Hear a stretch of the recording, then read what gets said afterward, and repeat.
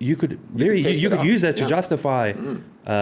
Well, okay, look, you can run your machine here, but here's the ramifications. Yeah. This is what your twin digital thing says. If you don't attend to this problem now in the correct way, this is what the ramification is going to be. But if you do, this is what it's going to be like. Either way, at 0.8%, we're on the low end. The global average is about 1.9% of GDP on RDI. So, but like one of the things for me was like how long RDI takes.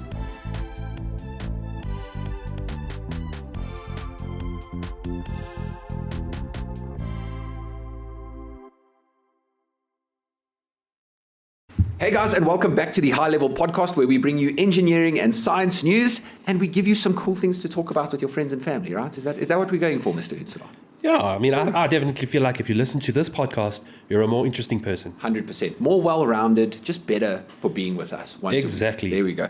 Mr. Utsula, how are you this week? I'm good. Yeah. Oh, yeah, I'm lucky. It's been a lucky week. Yeah, you've had a chill I've had an week. eventful week. Eventful week. All right, you guys will hear a bit more about that towards the end, but thank you guys again for joining us. If you have not yet, please hit that subscribe button. It really helps out the channel, and we would really appreciate it. We're just two white guys with a podcast, but we would really appreciate it. Yeah. All right, this week, was it this week? It was this week. It was, in fact, this week. It was, in fact, this week. We attended a conference at the CSIR in Pretoria, and that's what we're going to make this week's episode about. It was about RDI in mining. RDI is research, development, and innovation, for those of you, those plebs who don't know what RDI is, but we will be saying RDI going forward, right? Maybe let's start with overall thought. Good, thoughts. Bad, average? I thought it was good. I thought it was lacquer. Definitely first impressions, I was impressed. First impressions, you were impressed? I was impressed. I walked in there. It was professional. There was catering. Honestly, you could have just walked in there and gotten a free meal. Street, yeah. There no entrance, nothing. But the food was good. Food was very good. The food was very good, I must say. And also, it's the first time I've ever been to the CSIR conference center. Yeah. It was actually very impressive. I won't lie to you. It was very, very, very nice. So yeah, overall, I was also thoroughly impressed. Yeah. I must say. But all right, let's get into a summary. What was it? Who was there? What's the story? So, this was an event hosted by the Mandela Mining Precinct, and it was in collaboration with CSR, i.e. they had it at the CSR International Conference Center, and also in collaboration with the Department of Science and Innovation. And yeah, so there were basically a lot of people from industry. Yeah. I think Anglo-America, there was a lady from Anglo-America, she was there when they had the panel discussion. And then just different companies, a lot of tech companies, obviously, just presenting what's the new technology in mining, where is the industry going, what's the innovation that's happening. Yeah, 100%. Yeah. And then there were also some what are the universities doing? Because we attended some master's students presentations, and I guess we can talk about that as well. Yeah, no, 100%. I was a bit disappointed to not see UJ there. I mean, even me, right. Not even one lecturer. It was actually kind of wild because we have the whole. What did Jabu show us the other day? Yeah, they had it's the mining simulation. The mining simulation at UJ. It's at Doornfontein, right? Yeah. Yeah, no, flipping. Okay, but anyway, so UP was there. There were some lecturers from UP. Yeah, there was Free University of Pretoria. Yeah, you said that. Then Northwest and Wits. Northwest. They were there. So there was quite a few people. Like you say, a lot of mining. There was some Harmony guys there, some Anglo guys there. I saw a Cybarete guy there as well. So yeah, there was quite a few guys there. And just so everyone knows, so let's just do MMP, right? So. Yeah. Mandela Mining Precinct started a while back. I actually do have a little graphy on this. Maybe we can start with that.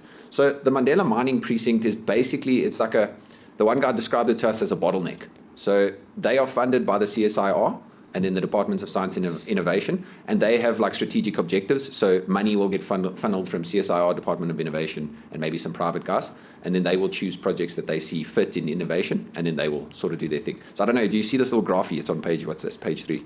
Basically of where they've been. So they were started in 2017, or the planning for it started in 2017. And yeah, they've been doing, I feel quite well. To be honest, I feel a bit ashamed. This is the first time I've heard of the MMP until now. But yeah, it was really good to see. And they're doing some very interesting stuff, which we'll get into a bit just now. And yeah, not much else to say on the MMP. It's a public-private partnership. It's like an NGO, operates like an NGO. Yeah. And Julie, what was her name? Julie Courtnidge. She's the executive director. She was very, very proud in her speech, which was they're keeping it very lean. They're not hiring a lot of people, keeping it lean, like a startup. I mean, at the end, they had that whole thank you speech, and there weren't a lot of people there. Like 20 people, maybe? Yeah, somewhere there. And that's the whole of the MMP. So yeah, it was really, really interesting. So yeah, MMP representatives were all over the place. A lot of guys, looks like, from what I could see, they work at the MMP, but for the CSIR, because I saw their shirts had both on. And even some of their emails, it'll say, the guy, Marius, the guy at the MMP, he's got a CSIR email. So I would assume they just work through both. I saw some Department of Science and Innovation guys, even though I think there was the CEO or director also spoke there. So very interesting stuff going on there. So I mean, for me to see the themes of the conference, there was a big drive from my side, and maybe it's just because we're busy with it, so it stood out to me, but visibility. They want to see a lot of visibility. They have a whole drive towards like understanding what's going on the ground in mining and all of that stuff. A lot of the conference was geared to underground, and I did, who we were chatting to Stratify. Yeah, Stratify. And they were just like, because obviously it's a big safety thing, so obviously they want to understand what's going on underground. Not a lot of open car stuff, which is mainly what we're involved with, but mining's mining. I guess that's good or bad, whichever way it goes. But for me, a lot of drive towards data, understanding data, getting more data back from the mines, because it's a very dark industry from what I can tell. Like, you don't know what's going on. I could also see there was also a big drive to see, okay, what resources does South Africa have for mining? Yeah.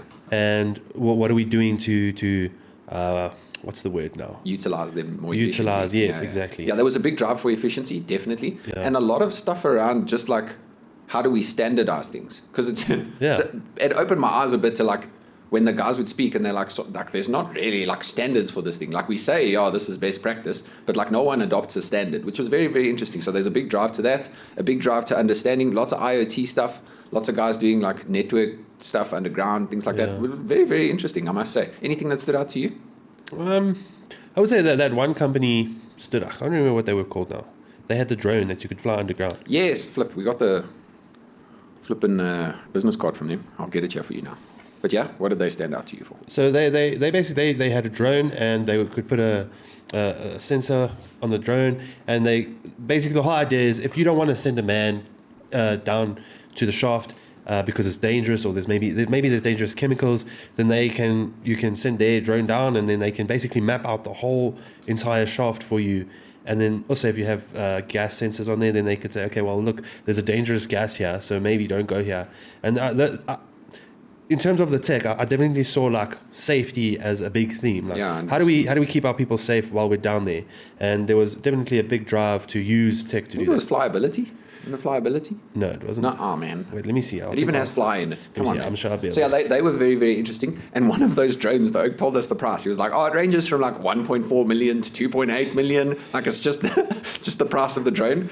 But then I guess the selling point is, how much is a life worth to you? Hey? How much is a human life worth to you? What you going to say to that? Exactly. What you going to say to that? But it was very interesting. There was a whole bunch of companies set up with stalls and stuff like that. So interesting themes to see. There was some AI talk. Obviously, it's the buzzword. There was some AI. I think, let's talk a bit about that. So we sat in a, what were they called? Breakaway sessions. Breakaway session. And basically, this company has been contracted. I can't remember who it was, but they've been contracted to build the framework it's basically like they're building the framework where they're going to insert information now to train an AI model on all these things that are mining specific. And what the guy was saying is it's very hard with a generalized model like a Llama 3 or a ChatGPT, because the information is so generalized, it's not specific to mining. So you don't know what it's pulling out, if it's going to be the right thing. So they're starting with this framework, developing it, making sure it's safe, making sure the information coming through is going to be right. And then from this framework, they're going to start pulling, you can just be like, I'm going underground 3 kilometers. I need a SOP for taking people down in a lift, for example. Yeah. Then at least you know the SOP that's coming out is mining specific, the information's trusted, stuff like that. So that was basically the idea. Anything that stood out to you there? Yeah, so I definitely thought it was an interesting, because the common thing I hear about like ChatGPT and using things like that is ChatGPT is very good in terms of it's very general, it's very large. But what really stood out to me was it's not there in terms of really specific niche things. And it looked like to me what they really want to develop is like a ChatGPT, but specifically for applications in mining. So exactly like you say, so the guy can go and interface with his LLM, and then that will give him really good at mine-specific, trained on what the actual regulations say. Yeah. And in that terms, it just improved quality, improved efficiency. Also, and we see this with products even that you put into the market, South Africa itself is very different to the rest of the world. So even if you take a mine in South Africa, a mine in Australia, a mine in the US, if you have to try to write a SOP for those 3 things, completely different. Yeah, because the regulations are different. Yeah, regulations are different. The way people interact with machinery is different. It's different across the board. So I thought it was very, very interesting.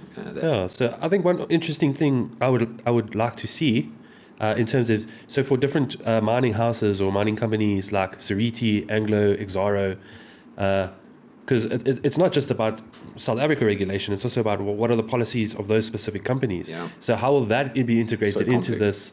this language model? Will it be specifically tailored for these companies, or would it be like a blanket in South Africa? This is the law, and so this is how we do it. Yeah, 100%.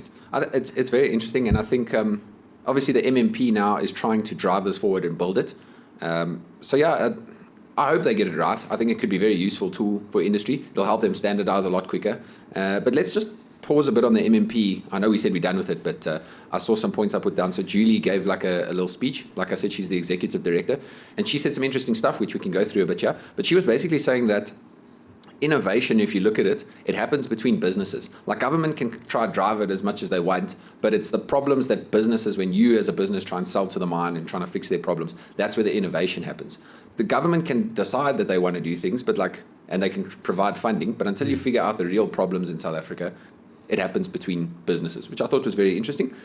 She was saying a lot about collaboration, and she was saying just like the communication is so difficult in South Africa. And we've seen, like if you want to communicate with a mine and you want to solve their problem, if you're not a vendor, if you're not BEE, if you don't have a SHEC department, it's almost impossible for you to do business with them. Yeah. So she was saying communication, definitely a problem there. She spoke about a few projects that they are looking into as the MMP. And the first one, which I thought was interesting, they want to develop the first full-scale lab. I think it was by 2030. I was taking notes on the fly with this. It was by 2030 or a bit sooner. So full-scale test mine, where they're going to be running simulations, different things. I would assume university students, because a lot of the things as well, which we saw with the masters guys. Yeah. Like you're doing your masters, you want to help the mining industry, but they won't give you access at all. Yeah. It's impossible to test your thesis. It's impossible for you to build a model and say, this model might be like reality, but you can't actually go see it. I don't know if you had that same... Yeah, definitely. I mean, even now with our own careers, yeah, literally, and we're trying to solve real world problems for the mines. It's like it's really difficult because the guy on the mine, he has his job to do, and now he must go out of his way to kind of cater to you. And I get that. Like it's a complex situation. But I think when it comes to education, I think it's really important. I really think that the mine should really push students. Especially like master students, to get involved and have them solve these problems. Yeah, because I mean, they would love to do it. They have access to all the theory. You're solving a problem for free for the mine, but it's the access thing, man. It's always so difficult to get access. Yeah. It's a complex issue. It's a very complex thing. So yeah, and you can understand it from the mine side, because now if that student gets hurt, oh my goodness, can you imagine? So yeah. But interesting. So full-scale test mine, they say this will be the first one in Africa that they want to get up and running. From what she described, it looks like they're going to have an underground section and an open cast section. So they got big plans for it. I think we'll see as time goes if they actually get to it. So that was the test scale mine.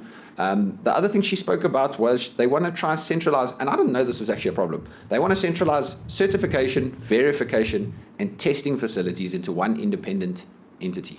So what she was saying is that oftentimes, like, what was the example they were giving? I can't remember what example she gave, but she was just saying lots of companies have their own way of testing things, and they don't. It was when, what's his name was speaking? Heinrich. Was it Heinrich? And he was saying they're trying to develop, it was for roof bolts, eh? Yeah. They wanted to test the impulse on the bolts and when they break and stuff. Yeah. And every company has their own way of doing it, and there's no standard. Or there is a standard, but there's no testing facility in South Africa. One of the two. But lots of companies do it by themselves, and they sort of want to stick to it themselves, all of that stuff. So she was saying there's a lot of cases where that's the thing. It makes testing and certification and stuff more expensive. It makes it less trusted because there's not a central independent like a SANAS or something like that. Yeah. And she said that's what they want to do. They want to start centralizing that. However far they are along on that, don't actually know. She said, and then the others were pretty general. So they want to drive automation and mechanization. They want to increase tracking and monitoring, like we said, and a lot of real-time monitoring. There was a whole bunch of speaking about real-time monitoring.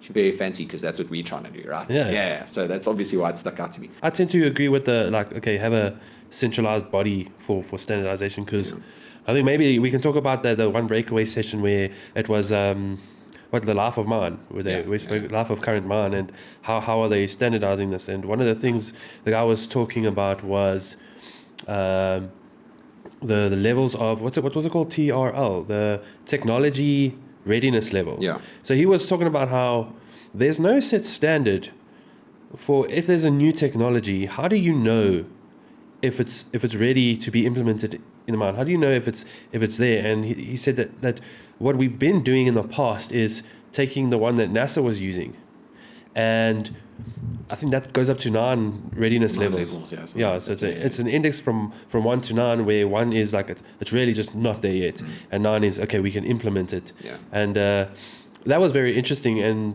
they had a lot of metrics. So now for mining, he was saying now, okay, we're gonna have a different system, and that's gonna go up to 11. Yeah. I don't know what he just said there were reasons for it. He didn't really. Just I mean, like they had complex. limited time to talk about these things. Yeah.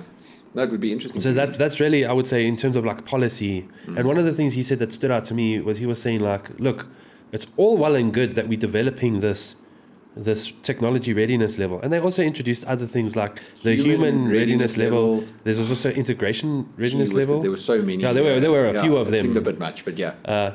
And he was really saying that like it actually doesn't help that we develop this procedure for what's the word now? Analyzing. Yeah, well, it's like a risk matrix. No, it's like a risk matrix, but for kind of comparing how ready is this technology. Yeah. But he said that if government doesn't step in and say, okay, fine, we have this procedure that will tell you whether or not this technology is ready for you to implement. If the government doesn't step in and make the mines do it, put it into regulation, then it's not going to happen. And we've seen that as well. Like many times. If you have a process, but there's no regulation or no incentive to follow that process, people just aren't going to do it. No, 100%. And that's just a human nature kind of thing. Yeah, I mean, that's people, That's people. And they never want to change. But yeah, very, very interesting stuff. I think something that stood out to me as well during... So Minerals Council was also there. CEO spoke. I don't want to butcher his name. Mzila Ntenyane? Ntenyane, that sounds about right. Okay, excuse my whiteness, please, guys. But he was basically, I think, another general theme at the conference as well was everyone believes mining's the future in South Africa. There's no one saying we need to stop, we need to mine less. So there's a big drive, I think, down from government level that mining is a big part of South Africa and we need to look after it. There was a bit of talk about finite resources and we must try and make the best with what we have. But in general, guys were like, listen, we need to mine more and we need to mine better. So he gave a speech. His was more like GDP focused and stuff, which I don't know, wasn't too bad.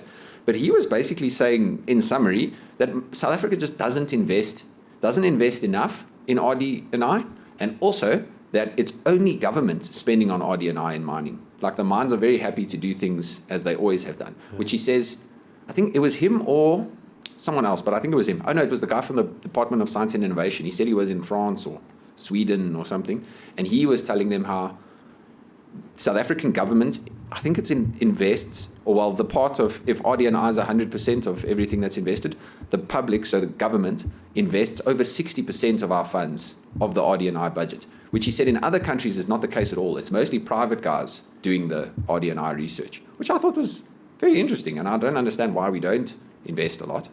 But yeah, so basically he said that we spend about 0.8% of GDP on RD&I, and then he compared us to places like Singapore and Australia. And I might be misquoting. Just a quick clarifying question. Go for it. Is that 0.8% GDP on RD&I in mining, or just in general? That's in general. That's just in general.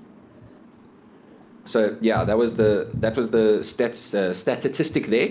Then he said this, and I might be quoting him wrong, that we spend, or well, Singapore and Australia spend upwards of 20%. But I couldn't verify that figure, so take it with a pinch of salt, because that seems like a lot. And you know what? This takes me back to our conversation with Nati. Yeah. No, was it? No. Nkululeko, yes. Where he was saying that the reason why Singapore really developed into a first world country as fast as it did was because the government decided to put an emphasis on research and development. Makes so much and sense. now they're like one of the silicone centers of the world. Yeah. And so I think that just is a testament for why you would want to go into research. Yeah. I think maybe the idea about research is that it takes time for it to come into fruition, but it's one of those things where like invest now and then 20 years, 30 years later, it's gonna pay off. Yeah, 100%. And I think this point actually drives your point home. He said that between 1994 and 2008 is when we had some of the highest growths in GDP ever in South Africa's history. I think it was above 3.5% or whatever. And that's when we were actually spending the most on RDI in South Africa. So there is a correlation, however strong that must be, that's for the economists to figure out, but there is a correlation to if you spend more money and you spend more time on innovation, whatever sector it is, you're going to become better at that thing. Exactly. And I mean, in South Africa, where I think this is common knowledge in South Africa, I don't even think I need to give facts for this, but we know we're a commodity nation. Yeah. We are very good at exporting raw stuff, and that's what we do. But I mean, there's chance for us to refine things and to make things better. And we have the talent in South Africa. I don't know if you feel that way as well. Yeah, so I think it was when we were sitting in that keynote speech by the CEO of the CSR. What was his name again? Flip. Oh, it's in the bookie there. Yeah. Let me see. Tulani Dlamini, yeah. So Dr. Tulani Dlamini, the CEO of the CSIR, was saying that we have our three best resources are, and I know you took notes because I was watching you. You were watching me do it. Yeah. Yeah, got it. The first one was, he says we have an abundance of natural resources, and he mainly said wind and solar is number one. The second one he said was our people and our youth, and he felt like we were treating our youth unfairly by not empowering them. And then the third one was we have abundant resources like coal, PGMs, all of that stuff. So yeah, that was the three things. Yeah, so I mean, the CEO of the biggest research institution in South Africa says that mining is a big thing, part of and it makes sense. Yeah, a part of it, and our people. Like if we invest in the people, it's going to pay off. So yeah, I think it makes a lot of sense. And Minerals Council was basically saying he would like to drive a bigger fraction of GDP going to RDI in South Africa, and specifically RDI in mining. And then I did put a little graphy there for you. I don't know if you saw it there. Look at it. So this is where I say, I don't know if that 20%, if it was just, maybe I misquoted the oak, but Singapore is spending about 2.2% a year on RDI of their GDP now. US, biggest one, 3.5% of their GDP. So either way, at 0.8%, we're on the low end. The global average is about 1.9% of GDP on RDI. So yeah, and I know you're a big RDI. I think if you could work RDI, that's like the pinnacle, man. The pinnacles. Yeah, I'm definitely a big believer. A big believer in that. So yeah, that was a very interesting speech for me. I don't know, I can't remember anything much else of that. But yeah, I think then the one company I wanted to chat about, which sort of lines up with what we were talking about earlier, was Cybarete. So they're a startup out of Stellenbosch University. Okay. And the one guy who was chatting, it was also in a breakaway session, he was basically saying they've developed this product because they found that we run 21st century IT infrastructure for the planning phase of things, and it's brilliant. But then when you get to the actual implementation, which he called OT, I don't know what OT stands for, but when you get to the implementation of it, we go back to the 20th century. So like, why are you wasting your time, basically? And he basically ran the parallel of ran the parallel. I don't think this is a parallel, but anyway, he was saying that a lot of the planning software that the guys are using in plant at the mine or underground for operations is made for factories, where everything is very consistent. There's not a lot of deviation. Obviously, it's a factory, like you're producing the same thing over and over again. But mining's so dynamic. Like every blast that you do is not going to be the same as the last. You know? There's so much change. You can't use factory planning software or factory things to do planning for a mining environment. And that's why they developed this thing. So as I understand it, I might be quoting wrong. Maybe we should get young Dale on the potty. But they have an underground system that they've developed where it acts like a PDS. If anyone's ever used it before, the guys who don't know what a PDS is, it's a pedestrian detection system. Is that PDS? That sounds about right. Sounds right. I said it, so that's a pedestrian detection system. If I say it with more confidence, does that make you believe it more? But anyway, it basically tells you what machines are in the area, or if there's people in the area. If you're getting too close, it alerts operators, all of that stuff. So he's developed what he calls the 21st century of that, and it gives you more information about what's entering the area. So old ones is literally, it just beeps to tell you there's something in the area, and some of them identify people or the vehicle or whatever.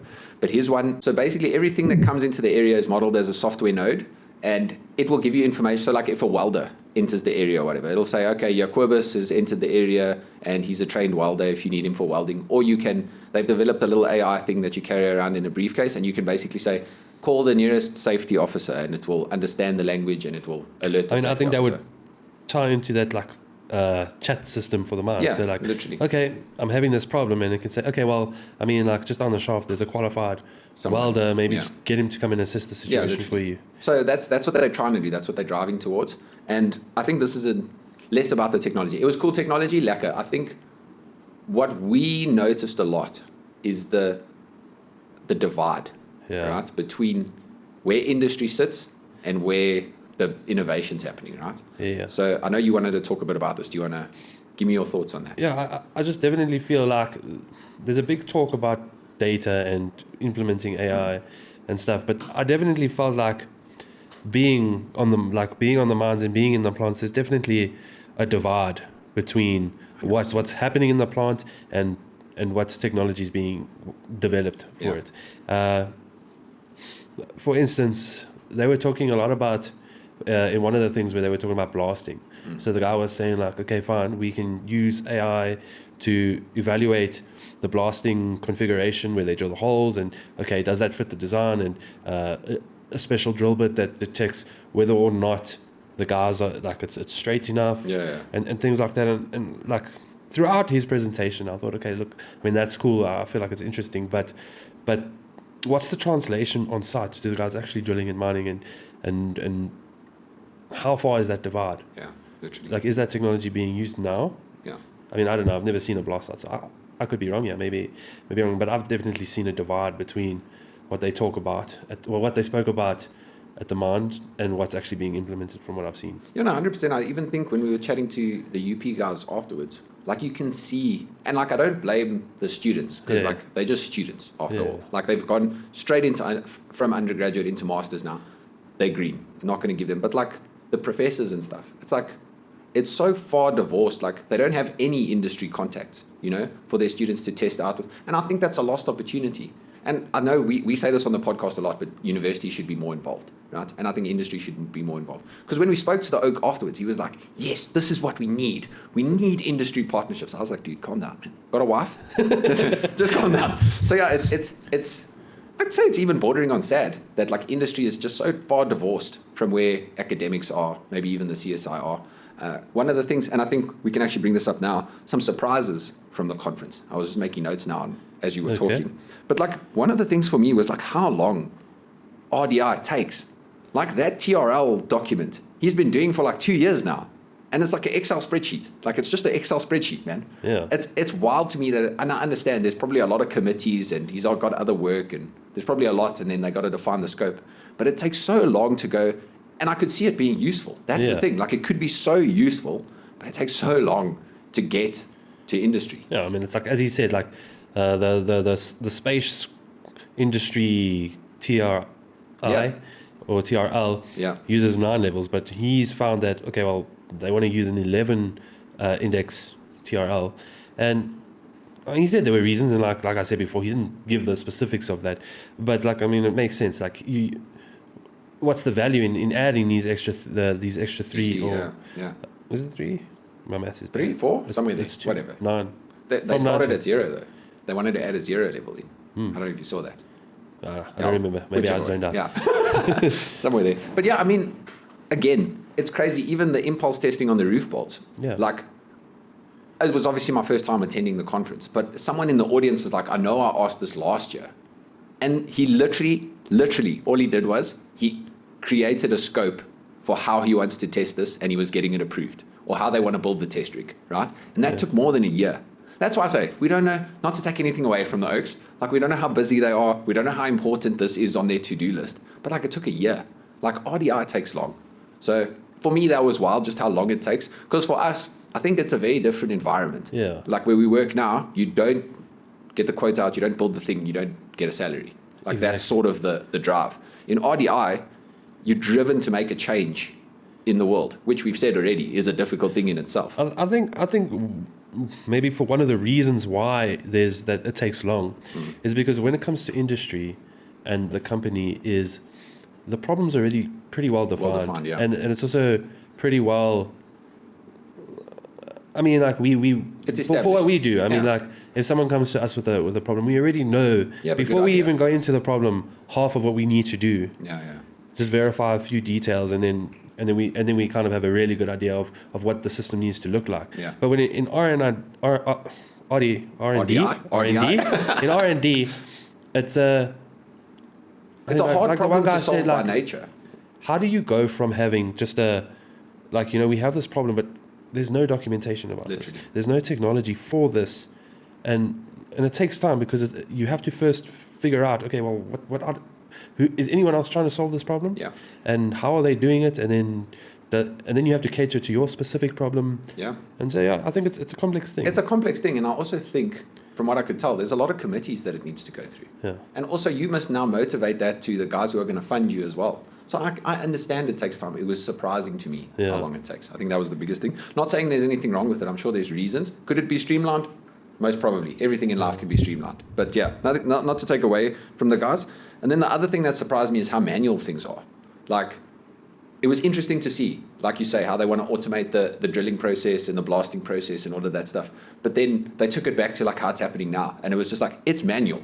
Like, there's a guy that goes in there with a drill to drill into the wall. The engineer gives him a pattern to drill. And you go, okay, more or less there. And he drills the things and puts the blasting material in. And that's how our mines run. Yeah. And it's where they want to go with automation and stuff. But like one guy was saying, like, sometimes it's just not feasible. Like, there's no space. The oak has to go in there because he's the smallest intelligent thing that can get in there and do the job. So it was wild to me just how manual things are. And from what I've heard, and this is just hearsay, we have some of the best mines in the world. Like, we are good at mining coal and gold. South Africans are good at it. Like, we're very good at it. Yeah. And we're still doing things very manually. It was wild to me. Right. So overall thoughts from my side, good conference. Would definitely attend next year. I think it was good networking opportunity as well. Very interesting to see. I would urge you guys, like, keep the, I don't know, put a reminder in your calendar for next year around this time. Will probably be the same. If you're in mining, it's very useful. Even if you just go there to chat, get a free meal. We even opened with gumboot dances. That was actually quite a talk. No, it was a very nice conference, very well presented, very well organized. I must say, MMP, they did a very good job. So yeah, I really, really enjoyed it. Thoughts on your side? No, it was quite nice. What I really liked to see was, you could really see, like, from all points of where the research is happening, from the startups that are developing this new tech to what researchers the actual CSI are doing. Because I think, so for the first, to me, it seemed like the format was kind of this. The first breakaway session was the startups. Yeah. Okay. The second breakaway session was I would say, research organizations like the CSIR and RICE and all of those companies. What are they doing? And then the third breakaway session was the universities. Yeah. And just to kind of see where how they're interacting and yeah. I really enjoyed the students. Yeah, I thought they were good. I thought they were really good. I really liked the idea of a digital twin. Yeah, makes a lot of sense. It makes a lot of sense, and then you can see, because I think a lot of the time we have this discussion where we say, okay, well, they don't want to impact. They don't want to do something for maintenance because the primary drive is production. But if you had a digital twin and you could factor in how is your maintenance affecting your production in the long run, you could use that to justify. Well, okay, look, you can run your machine here, but here's the ramifications. Yeah. This is what your twin digital thing says. If you don't attend to this problem now in the correct way, this is what the ramification is going to be. But if you do, this is what it's going to be like. Literally. And so I really like. Yeah, the digital twin. And for guys, who don't understand what a digital twin is, it's basically a virtual model of reality, and you try and use physics and a bit of empirical. So yeah, you do it is you'd measure certain variables in your plant, and I suppose that's a whole research topic on its own of how you would do this. But if you had a really consistent digital model of your mine that could factor in all of these things like maintenance, like deliveries, temperature changes. Temperature changes, like the human things, and you had good previous data in the past to kind of track all of this, then you could make decisions about your mine before. Yeah, you wouldn't. It wouldn't be such a guess, Yeah, you wouldn't have to go trial things with suppliers. Exactly. You wouldn't have to say, maybe it might work. It might. You wouldn't be able to be lied to by a salesperson because you say, okay, it's fine. Present your evidence. It makes a lot of sense to have it, and it was cool because most of the UP guys, that was their thing. They're trying to develop a virtual model and compare it against reality to see if it's an accurate thing. So I agree. The students were impressive. Students were impressive. The digital twin idea makes a lot of sense. So I was very, very impressed. Yeah. Right, sweet guys. So that was the RDI conference. Really enjoyed it. I think let's move on to the regulars now. Permission to bitch, Mr. Unzler. I feel like this one's fresh on your mind. Hit us off. So I have recently had to interact with the Department of Home Affairs. Oh, I love it. And so I had already gone through all the applications. I was just collecting. Okay, and now the Department of Home Affairs, they've implemented this whole BAP system, which is like online booking to do whatever. So if you don't know, if you want to do anything with the Department of Home Affairs, you have to make a booking. I went to collect the other day and I had not made a booking because I didn't think it was necessary for collection. And the guy was like, "Yeah, you don't have a booking." Even when I was there. Okay, wait, I'm getting ahead of myself. So I get there. The booking I made was from 9 to 10. I organized to get off work in the morning just to sort this out. And not too long afterwards, I remember phoning and saying, no, I've already been here for half an hour, and I can see that nothing is happening. So this was something that was just supposed to pop in, get my thing, get out, and it turned into such a waste of time. Honestly, like it's a waste of time. I don't understand how it works. I got there at 9, and I think I left at like 1. And my booking was from 9 to 10. Oh my. And I don't understand. I still remember, like, I think at some point I was sitting, I'd eventually made it into the building after like talking to the security guard, because he was like, "Okay, everyone that's here to collect, just line up." And I even went to the guy and I was like, "My dude, what's the point?" I was like, "What's the point of us making a booking for a specific time if we must all just line up?" Line up and go. And then eventually he was like, "Oh no, but I'm going to do it like that." So then what's the point of making us line up in the first place? Literally. So eventually I made myself heard. I put on my Karen cap and then complained in the right way. And then eventually I'm sitting down and I can see the guy. I'm watching this guy at the desk and he's sitting on his phone. And like it says there, collections. Just sitting on his phone. Okay. And I don't know, maybe he was waiting for something. Could be. Then he gets up and he goes to the printer, like not a care in the world, like daydreaming, going to collecting, no sense of urgency, nothing. And then so eventually I got my document. Nice, man. You know what the thing is? There's no ramifications for him doing his job badly. Exactly. Nothing. No one will shout at him. No one will say anything. Home affairs. And also, like, I hate it. If you're making a booking for a specific thing, especially like collection, I feel like that's the easiest thing to do. Literally, it takes a guy just maybe 1 hour, the last hour of your day, and this will improve every day. You just go in, you say, okay, here's the list of people that made a booking for collection tomorrow, and the times that they made the booking, because you have to enter that data when you make the booking. Just sort it out. It takes maybe an hour. It takes maybe an hour, because maybe they take 10 people per session. Just go through, find your stuff, put it in a nice pile, and then in the morning, it's quick, it's done, it's going. The guy's happy, you happy. You actually even have less work to do by just preparing. So I don't know. You have too much ambition to work at the Department of Home Affairs, Mr. Hudson. Fair enough. There we go. All right, for me, this was while you were at Home Affairs, actually. So I got this call. This is actually less of a bitching session and more like, it was amazing. Actually, this interaction with another human being was amazing for me. Lady phones me, like, "I'm looking for Jonathan."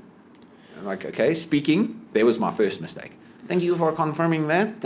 I already knew. I was literally, before she said anything further, I was like, "Take my name off this database, please."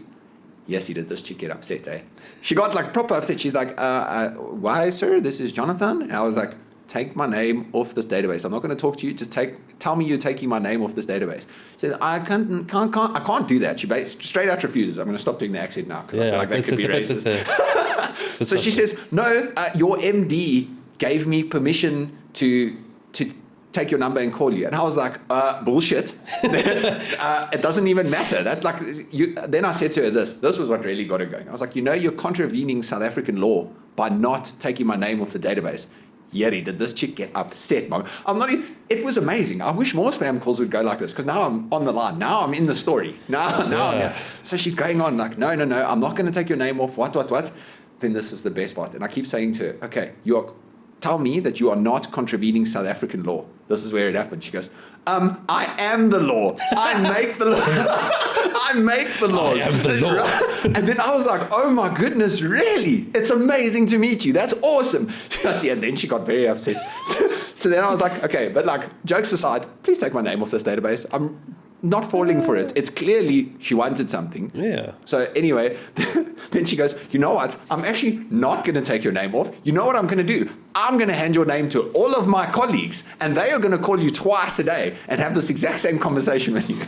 So I was just like, "Wow, that's amazing. I can't wait to talk to them. Thank you so much." And then she got very pissed off and put the phone down. That was while you were at Home Affairs, man. That was actually amazing. I was actually so like, wow, that was a fun call. So yeah, that was my permission to bitch. Life hacks, Mr. Hunselaar? No life hacks? Sure, I have one. You have one. Okay, I'll tell you mine. So obviously, foot's been injured. So I've been pulling the strength heavy, mate. So I'm doing, at least the 2 things I do every day is carve razors. Don't know if they're helping, but burn. And towel pulls, that thing I have to do with. And it's, dude, 100%. Like after doing it consistently, I've been doing it for 3 weeks now. Every morning, I'll sit and have my coffee and do the towel pulls. And my foot's getting like strong. Like it's starting to get, my left foot, which is the one that's injured now, I had no, like I couldn't spread my toes. I didn't have control. Like, you know, when, I don't know if you have foot control. Like if you want to grip something, you can make your toes grip. Like the brain, the muscle, the muscle-mind connection just wasn't there. Like I couldn't, you know, when you try and do something with a body part that doesn't understand, like it just does fucky things. Yeah. Like that's what was happening. But like I can see now the mind-muscle connection getting better. So yeah, and my foot's feeling better. So yeah, I'm 100% towel pulls. I'm all for it, man. I'm bullish towel pulls. Yeah, I need to get back in the game. Back in the game, man. Yeah, time to play the game. Time to play the game. Time to play the game. Okay, any life hacks or are you out this week? Okay, I've got one. Okay. And it's a simple thing. It's just every now and then, just rearrange your furniture. Okay, talk me. Help me understand. So, you know, they say sometimes a change is as good as a holiday. Because like humans are creatures of habit, you know, and like as we walk into our living room, the couch is just there. Okay. So you know that's where the bag goes. That's where anything you're carrying. That's if you're carrying a bag, it goes on that couch. It goes there. Yes. You know, just because it's there, and so then this couch just becomes the thing to collect shit. Now you know if you're walking in and you have something there, and it's just becomes the thing that collects shit. Yes, 100%. We all have that. They just change up the so we kind of just rearrange the living room. Okay. You know what? And honestly, like it just feels like it works. New. It feels new. Yeah. It's like I walk into the living room, it just feels nicer. Okay. So I would just suggest like if you feel like the space you're living in is a bit cluttered or like you just need a change, just rearrange your furniture. Yeah, do you a hell of a lot of good. Yeah. Okay, fair enough. I think now, good time. Guys, if you have not subscribed to the podcast and you've listened this far, you're invested now. Please, guys, hit the subscribe button if you're on YouTube, if you're on your favorite podcast platform, Spotify, Apple Podcasts. Hit the subscribe button. If you guys want to reach out to us, it's highlevelpodcast@gmail.com. You guys can drop us an email. We still have to read the weird emails we've been getting. We do. Okay, maybe the next one. There's a very specific listener. Very specific one. And you know what? They asked us not to mention their name or anything like that, so I'm not going to do that. We won't do that. And like, if you are listening and you know who you are, we did read your email. We did think it was really interesting. There we go. So we will get it out. We will get it out there. We just have to remember. Just give us a chance. Just give us a chance. All right, guys. If you are on YouTube, it's at High Level Podcasts. If you are on Instagram, it's at High Level Podcasts. Please, guys, hit us a follow there. We'd really appreciate it. If you want to follow Damon or myself on LinkedIn, look for our names, Damon Unslaw. The notes will be in the show notes as well. The links for that will also be there. So you guys supporting the channel, we really appreciate you. All right, Mr. Unslaw, on to recommendations. Are you ready with recommendations, or do you want me to go first? No, I've got a like one. Hit it. I don't know what it is about animations, but older ones, man. Okay. So I don't know if you've ever watched Rise of the Guardians. Basic premise of the show is, or the movie is, that it's all the holiday figures. Like, so Father Christmas is one of them, and the Easter Bunny is one of them, the Tooth Fairy, and also the Sandman and Jack Frost. Okay. So they're the ones involved, and there's also the Boogeyman and they basically the guardians of children and their dreams and whatever. And honestly, and it follows Jack Frost as the main character of how he became a guardian and how he like developed into his thing. And they've got like animation's really good. The scenes are really good. It's got action. It's got drama. It's got romance, wholesomeness. It's just got it all. It's really good. What was the one with the owls? Also something about guardians. Do you remember that? There was a whole bunch of owls. They were guardianing something. Am I just completely? Maybe. I don't know. But like also an animation. But yeah. You know, honestly, it's just a good watch. It's just wholesome, man. And I love wholesome things. No, fair enough. And also, second recommendation is Modern Family. Oh yes, you started watching again. Started watching it. Honestly, it's just so funny. It's full, man. It's full for me. It's full. It's Cameron. It's so funny, man. Like the first episode where what's the other son's name? Not Cameron, but he's can't even remember. Anyways, he's like, Cameron is not that dramatic, and then as does that like starts playing Lion King. Oh yes, and then he and then he brings in the band. It's just, if you haven't watched it, 100%. I'm a big Modern Family guy. I love it, man. Shame. It's so ridiculous. It's so good.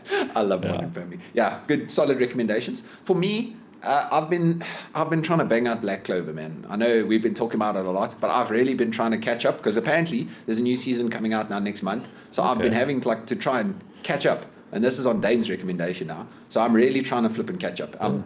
I think I'm at season 2, end of season 2-ish, somewhere there. And there's 2 more seasons I've got to get through before the next season that's coming out now. But absolutely loving it. If you guys, for me, it's the fact that it's like one of those like hard work trumps talent. I mean that's exactly what the message of That's the whole thing, and I love that because obviously, like, I like people who have the same ideas as me. I'm just human, so like I love that. So yeah, really, really loving it. Then my second recommendation. Michael Bublé, man. I've been pumping Michael Bublé lately. Christmas honestly, is out. Growing up, I used to kind of think Michael Bublé, I don't know, I didn't really not a big fan. But now that I'm a bit older, a bit more mature. Hey, yeah. The man's got just a smooth voice. You know what I'm saying? And like just around Christmas time, this type of weather, man, boobs. Out again. Come on. I love me. So Michael Bublé around Christmas, man. And this is the thing, I've never been a big fan. But like, Jen loves Bublé, so she would put him on around Christmas. And now I've been indoctrinated. Now I get a bit of like recoil. It's almost December. Where's the Bublé? So I started hitting up the Bublé. I'm probably going to put on a Michael Bublé playlist on the way home. All right, guys, thank you so much for listening all the way to the end. We really appreciate you guys. Again, subscribe if you have not already. Reach out to Damon and I. We will be happy to answer your questions. Look at the memes that you send us. We love you guys. Thank you so much for supporting. And also, if you think we're wrong about something, please let us know. Let us know. The whole point of this podcast is for us to learn. For us to learn. It's not for you guys. No, it's completely selfish. Yeah, this is a conversation me and Jonathan are having, and we're just involving you guys. 100%. And there's no such thing as bad publicity. Publicity. No such thing as bad publicity. So make a video where you say how much you hate us and how wrong we are. We will love it. Yeah. There's no such thing as fossil fuels. No such thing as fossil fuels. All right, guys. Thank you so much. We'll see you in the next one.